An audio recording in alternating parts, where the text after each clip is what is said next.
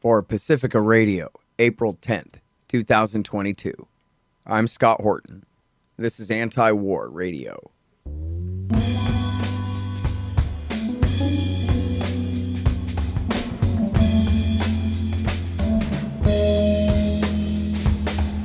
All right, y'all, welcome to the show. It is Antiwar Radio. I'm your host, Scott Horton. I'm editorial director of Antiwar.com and author of Enough Already, Time to End the War on Terrorism. You can find my full interview archive, more than 5,600 of them now, going back to 2003, at scotthorton.org and at youtube.com/Scott Horton Show. And you can follow me on Twitter, at Scott Horton Show. All right, introducing Antiwar.com's news editor, Dave DeCamp. Welcome back to the show. How you doing, sir? Good, Scott. Thanks for having me back. Very happy to have you here, and very happy to have you writing at news.antiwar.com there with Jason Ditz, and also now pretty much full-time with Kyle Anzalone and Will Porter as well. And we're kind of sharing news writers with other friendly organizations. But so you and the boys have been doing such a great job of keeping up with what's going on in the war in Ukraine. So can we start with the battlefield? Overall, I guess the word is the Russians are withdrawing from much of their positions in certain parts of the country and maybe not so much in others. Can you give us sort of an overview, if not too detailed of a study here? Yes, so the latest is that Russia has withdrawn completely from the north, from areas near Kiev and Chernihiv. And if you look at, the maps now of the war in Ukraine, the Russian forces they're only in eastern Ukraine, in the Donbass and other areas just outside of it. But so now their assault is pretty much totally focused on the Donbass, like they said. On March 25th, the Russian military announced that they said what they called the first stage of the invasion is over and that they're going to focus on the Donbass. So, the Western and Ukrainian narrative is that Russia was defeated in the north there and that they retreated, and then saying that they're going to focus on the Donbass is they're just trying to save face. Russia has definitely taken some losses. Again, on March 25th was the last update. Russia's defense ministry said that they lost over 1,300 troops, which is a significant amount. And, I've seen a lot of photos of burnt out Russian tanks, on the streets of outside of these northern cities. But Russia says that they never intended to take Kiev or other major cities in the north there. And, the reason I believe them is that they never really unleashed, the full force of their air force. They didn't really put these cities under siege the way they did Mariupol, which is in the Donbass. And I think that they definitely have taken some losses, but it doesn't look like their strategy was ever to, march into Kiev. They say it was to tie down the military while they were fighting in the east and to take out, a significant chunk of Ukraine's armed forces and equipment.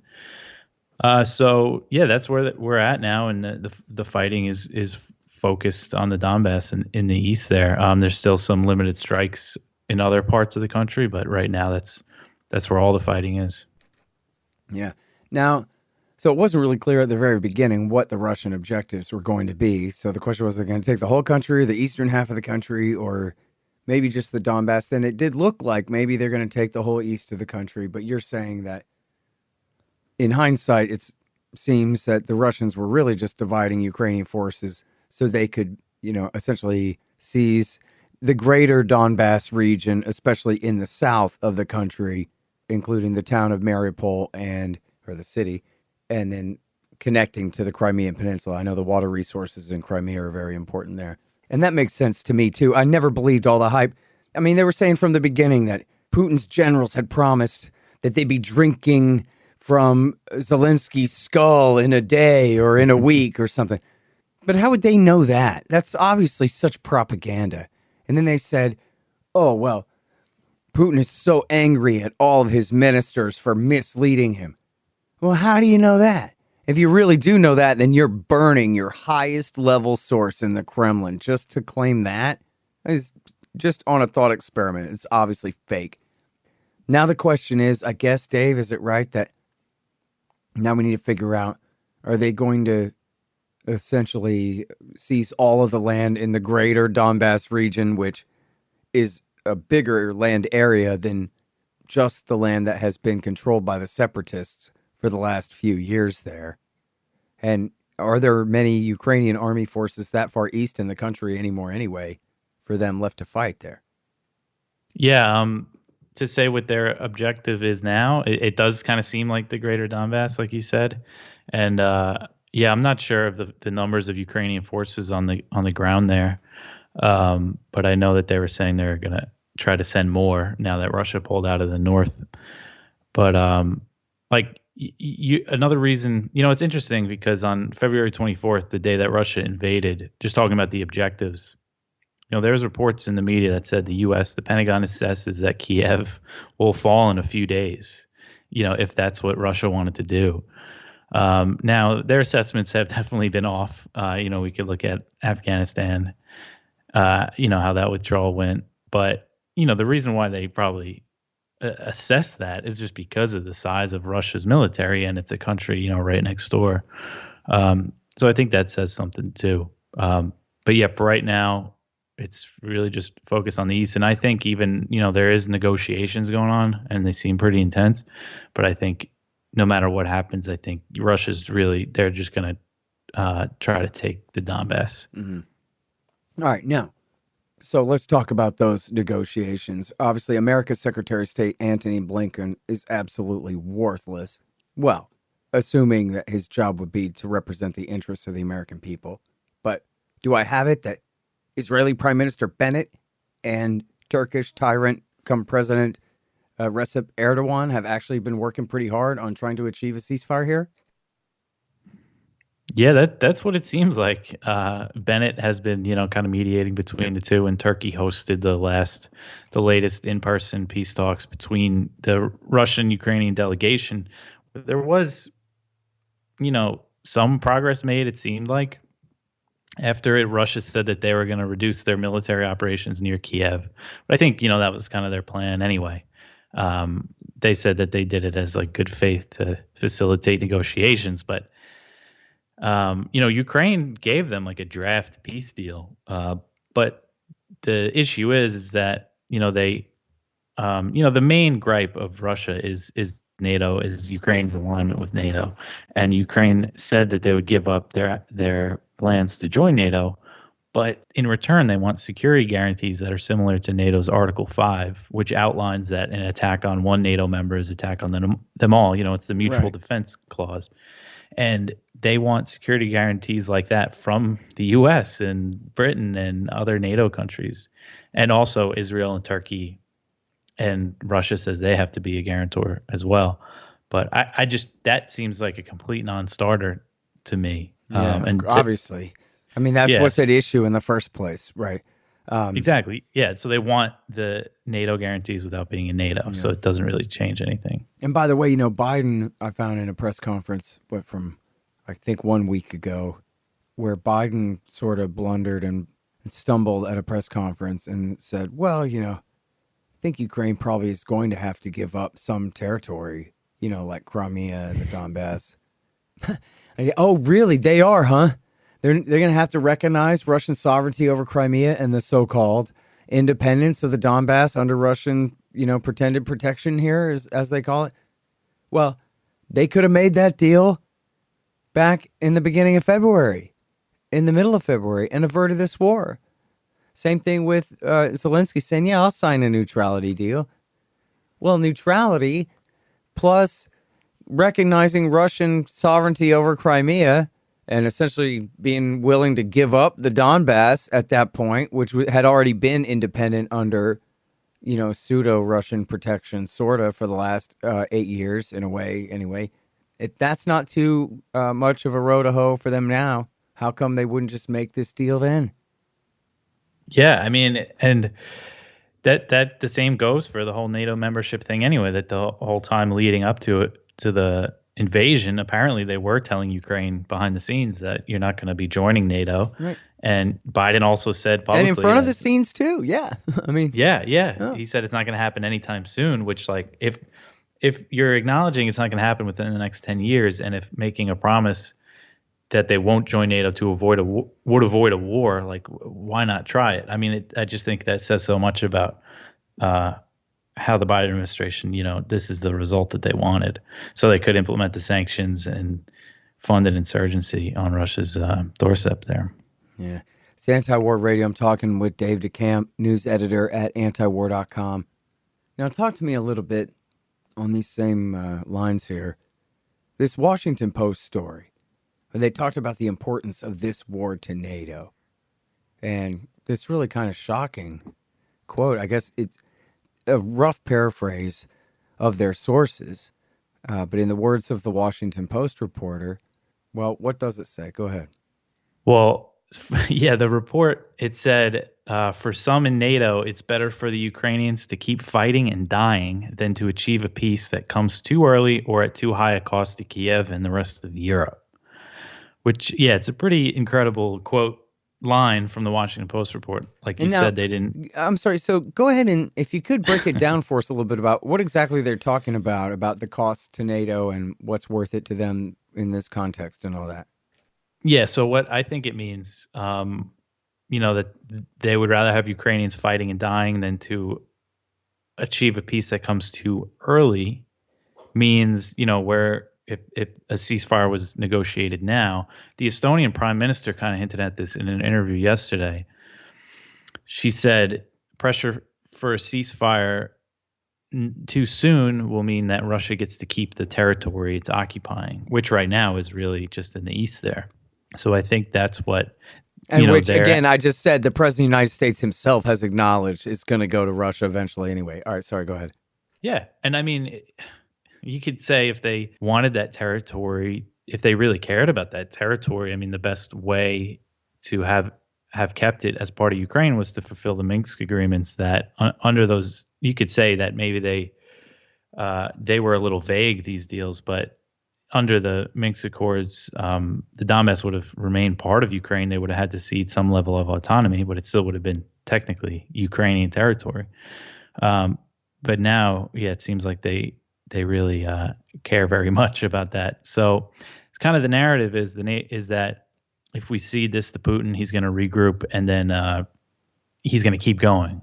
He's going to keep going west into the Baltics, into Poland. But which, if you're going by the narrative, the mainstream narrative that they're pushing, that Putin's an irrational madman who's bent on world domination and is just doing this because he's a big, mean bully, then yeah, you could think that. But I would have to assume that these leaders, these Baltic leaders and these NATO officials have to understand, why this is happening. It's very clearly laid out, and they've all kind of known that Russia's red lines about Ukraine and NATO. So, I think it's just more about kind of they just want to keep Putin maybe tied down in Ukraine or just hurt Russia as much as they can.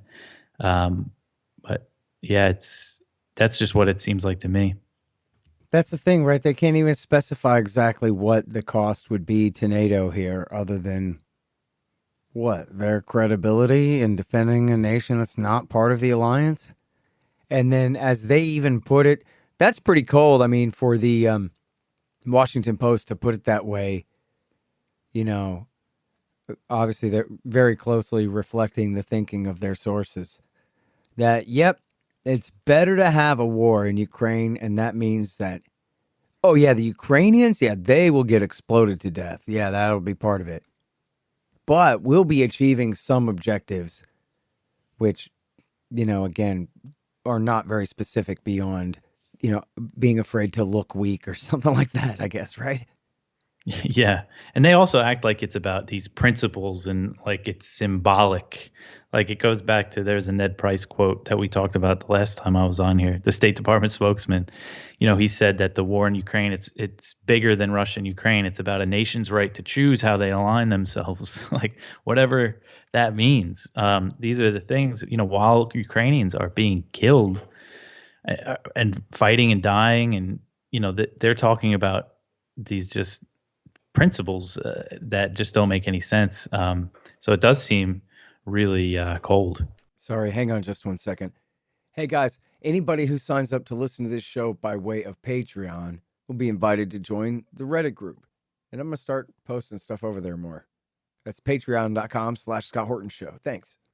Hey y'all, libertasbella.com is where you get Scott Horton Show and Libertarian Institute shirts, sweatshirts, mugs, and stickers and things, including the great Top Lobsters designs as well. See, that way it says on your shirt why you're so smart. Libertas Bella, from the same great folks who bring you ammo.com for all your ammunition needs too. That's libertasbella.com. You guys check it out. This is so cool. The great Mike Swanson's new book is finally out. He's been working on this thing for years. And I admit I haven't read it yet. I'm going to get to it as soon as I can, but I know you guys are going to want to beat me to it. It's called Why the Vietnam War: Nuclear Bombs and Nation Building in Southeast Asia, 1945 through 61. And as he explains on the back here, all of our popular culture and our retellings and our history and our movies are all about the height of the American war there in, say, 1964 through 1974. But how did we get there? Why is this all Harry Truman's fault? Find out in Why the Vietnam War by the great Mike Swanson. Available now. Yeah, and it really does come down to, I hate this, but it really does come down to, doesn't it, that they don't want to admit that this is their fault at all. They can't even blame George Bush and say, well, George Bush is the one who promised to bring Ukraine into NATO. He makes bad decisions sometimes. Or Donald Trump, why, he flew a bunch of bomber missions right off the Russian coast, and that's what provoked them. Why can't they just say that? Instead, they know it's their fault. So they have to just say, Putin woke up on the wrong side of the bed after 22 years and became, before he was mean, now he's the world's greatest madman. You know, I don't know. I hear him saying, well, he must have some kind of disease or something. So, or, you know what I mean? They can't say, yeah, well, no, it was all y'all's provocations. You know, I think we talked before, Dave, about the New York Times piece from December where they said, we're very carefully calibrating the amount of weapons that we're pouring into Ukraine to be enough to deter Russia from invading, but not enough to provoke them to invade. Yeah, well, either they calibrated it up a few notches in order to provoke an invasion, or they're very poor at calibrating how many weapons to pour into a country in order to deter but not provoke. Either way, they admit in their own words there, essentially, that they're helping to cause the war to happen, you know? Mm-hmm. Yeah. And, you know, speaking of that report, and you mentioned earlier about how them saying Putin's advisors are lying to them or things like that. There's a pretty major story yesterday in NBC News. It quoted 3 U.S. officials, you know, unnamed sources that said that Biden administration, the U.S. has been putting out information based on intelligence, based on low-level intelligence, basically based on stuff that they don't know if is true. Mm-hmm. It's a pretty incredible report. Everybody should read it with their own eyes to believe it. And by the way, let me stop you right there to say this previous one that we're talking about, where again they say for some in NATO, it's better for the Ukrainians to keep fighting and dying than to achieve a peace that comes too early or at too high a cost to Kiev and the rest of Europe, states the article. And that Washington Post article is called, if anybody's looking for it, it's from April the 5th. NATO says Ukraine to decide on peace deal with Russia within limits, as in imposed by the West. And this one that Dave's talking about now in NBC, also a remarkable story. In a break with the past, yeah, right, that's what it's called, though. In a break with the past, U.S. is using intel to fight an info war with Russia, even when the intel isn't rock solid. So this is essentially them admitting that, yeah, we've been kind of BSing about a lot of these things, and then they cite those specific examples, right? This stuff about what they pretend to know about what's going on inside Putin's inner circle and this kind of thing. Yeah. So it talks about the chemical weapons claims. You know, over the past month, you know, President Biden himself has said that he thinks Russia was preparing to use chemical weapons. The White House said it. Jen Psaki, I think Jake Sullivan mentioned it. And then this article, it says that they had no evidence that Russia had brought chemical weapons near Ukraine. They described it as a low-level confidence intelligence, but they shared it anyway. They shared it with the world, and they fed it to media outlets. And it also says, if you've seen this claim that Russia asked China for military assistance in the war, it said one European official and 2 U.S. officials said that was not based on hard evidence, meaning that they didn't know if it was true at all. And that's just like kind of a strange one for them to lie about, because there's all these reports. U.S. officials say Russia asked China for military aid in the war in Ukraine, saying it as a fact, something that they know isn't true. Just, this proves that they've been lying, and it's really strange that they are admitting it. I don't get the strategy there. And also Putin's that there's the reports that said Putin's inner circle was misleading him about the war in Ukraine. They said that was more based on analysis than intelligence. So it's just something they were guessing pretty much. And also you talk about the weapons that could potentially provoke Russia. This is a great example of how they're deceptively putting this information out to kind of push their own narrative and fool people. So there was a plan to send Polish MiG fighter jets to Ukraine. Poland didn't want to do it themselves, so they told the U.S., we'll give you the MiGs, send them to Germany, and then you can send them to Ukraine however you want. And the Pentagon decided they didn't want to do it, and they said no.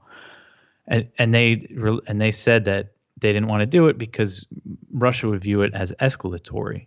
Well, this report said that they also determined that Russia would view sending Stinger missile, shoulder-fired anti-aircraft Stinger missiles to Ukraine as escalatory, but they did it anyway. So it shows how they pick and choose what to share and how they're just using the media. I mean, these claims that they make get picked up by like every major media outlet that there is. It's an information war, and they say it's aimed at Putin. And one official said they're just doing it to get in Putin's head. The idea is that they say these things that they think Russia might be doing, and then they're saying they're doing it as deterrence. But I think it's also an information war against the American people, and it shows that you cannot trust anything this administration says. Yeah, and there's so much propaganda, and seriously, like, this is going to affect Putin when they're just lying about things that he knows firsthand about. He's not going to think, oh no, they know something I don't, when he does know that what they're saying is not right. The whole thing is just completely crazy. Anyway, Antiwar Radio, talking with Dave DeCamp, and there's still so many things to talk about here. Now, I want to play this clip from Bret Baier from Fox News. Check this out, everybody. Bret Baier asked a good question, and then they edited the question and the answer out of the official record on the Fox News site, on their YouTube channel, and whatever other thing. But it's on some lesser-known video channels. I want to have you clear something up for us, and this is these reports about the Azov Battalion that is said to be Nazi-affiliated organization operating as a militia in your country, said to be committing their own atrocities. What should Americans know about that unit, about those reports? So Azov was one of those many battalions. They are what they are. They were defending our country. And later I want to explain to you. Everything from all the components of those volunteer battalions later were incorporated into the military of Ukraine. Those Azov fighters are no longer self-established group. They are a component of the Ukrainian military. Back in 2014, there were situations when our volunteers were encircled, and some of them did violate laws of Ukraine. And they actually were taken to court and got prison sentences. So law is above all. So a couple of notable things about that. First of all, yeah, they are who they are. They're defending the country. Pretty straight up admission. No point in denying it. And then he says, but don't worry, they've all been integrated into the military. Well, that makes me feel a lot better. Somehow that the Ukrainian military is completely infested with Nazis now. Not that the military disarmed them and sent them all home. And then he says, and by the way, back then they went to jail for a little while, but the ones who were prosecuted, they got their convictions overturned and were released. And so I think I see why Fox News censored their own story, their own star reporter, and his great question and this horrible answer. Mm-hmm. Yeah, I don't know if you've seen, but there's been a lot of kind of Azov rehabilitation in the media. Like CNN had an article, a few other outlets about Azov saying, oh, they were Nazis when they first started, but they're not so much anymore. And it really stinks of, the moderate rebels in Syria and the rehabilitation of HTS, the Al-Qaeda affiliate in Syria. That I saw recently described. I should have sent you this. I think it was AP, but they described Hayat Tahrir al-Sham as a former Al-Qaeda affiliate. I think we've seen this before, but it kind of stuck out to me because that's the language now. And that seems to be what they're trying to do with Azov. The New York Times used to describe them as a neo-Nazi militia that's integrated into Ukraine's National Guard, and now they're described as a far-right group. And it seems like they're bigger, than I thought, because I thought they were mainly in the east and fighting in Mariupol, but there is, after this alleged Bucha massacre, it seems like a lot of people were killed. We're not sure exactly the details of what happened, but the New York Times had pictures. It was actually right before the claims of the massacre, and the Ukrainian soldiers patrolling the streets of Bucha right after the Russians left were the Azov Battalion over there, right outside of Kiev. And I think they've been recruiting from Kiev. They've been recruiting like international volunteers. So, as it goes in war, the most extreme factions grow, when you're killing people. So it seems like Azov is growing, and they're trying to whitewash you see the Western media trying to whitewash their history. And you wonder how this is going to end up. You mentioned the Lend-Lease program. So that was last night on Wednesday night. The Senate passed a bill that would revive it for Ukraine, this World War II era program that we just sent tons of weapons to the Soviet Union, to China, and then to the UK and France. And I was looking at the into how many weapons we gave to the Soviet Union, and it adjusted for inflation. Between 1941 and 1945, we gave the Soviets $180 billion in aid. Some of it was, cotton and food, but most of it was military aid. So, how did that end up working out for us? And then you look at, how is this going to work out? Flooding weapons into this country where there is this real, Nazi presence. A few years down the line, where are we going to be? Yeah, well, fighting them, of course. Yeah. Yeah, and I think we've entered kind of a new era, and there's not any going back for a while at least. I just can't see whatever kind of, if any kind of peace deal does happen, it's not going to be enough for Biden and the Europeans to lift sanctions on Russia. This is what they want. They want Russia to be isolated and totally cut off. And it's you see Europe really going to do this. They're preparing a coal ban because how much they're relying on Russian energy. That was part of the reason why I didn't really think this would happen. I didn't think they would really shoot themselves in the foot like that. But they're doing it, and they have all these plans to get off Russian oil and gas. That'll take a while, and if they do get cut off, we'll it's see really about that. I think the Europeans are going to be still buying. They're going to have to. I sure hope that they do. I sure hope that that's what's on the mind of the Germans, and makes them seek to end this war. As Angela Merkel, if you remember the story back in 2015, she came to D.C. to meet with Obama and said, "Look here, Obama, I'm going to make a deal with the Russians and end this war." And he said, "Okay, ma'am." You know what I mean? It was like she paid him the respect of coming all the way to D.C. to notify him that she was going to go and work out a deal. And then he said, fine, and she went straight to Minsk. And, let's hope that they can do something there. I'd hate to think that it's just up to the Biden administration to decide what to do here. Biden threatened war again today. You know, seemingly off the cuff. If I have to go to war, I'm going to bring you tough union guys with me, he said to a bunch of union guys. And then he said, I mean it, just to make sure that nobody thought that he was joking when he came up with that line off the cuff there. Jeez. This is the President of the United States. You know, I don't know, man. Anyway, if we're still alive, I'll talk to you next week, Dave. Thank you.